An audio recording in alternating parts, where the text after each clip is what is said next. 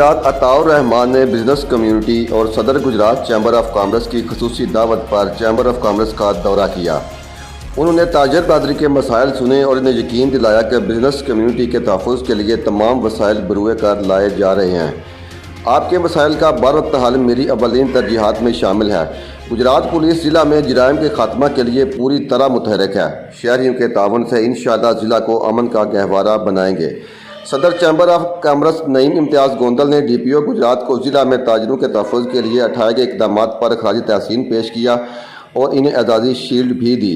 DPO Gujarat ने इस दौरान डिस्प्ले सेंटर में ताजरों की तरफ से तैयार की गई मुख्तलिफ मसनूआत का भी जायज़ा लिया।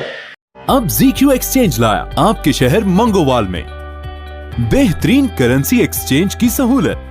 अब वेस्टर्न यूनियन, मनीग्राम और रिया मनी ट्रांसफर के जरिए बैरून मुल्क से भेजी हुई रकम की अदायगी हुई बेहद आसान। अभी अपनी करीबी ZQ एक्सचेंज की ब्रांच से पेमेंट वसूल करें और पाएं ढेरों इनामात। ZQ एक्सचेंज की तमाम branches state bank of Pakistan और SECP से मंजूर शुदा हैं।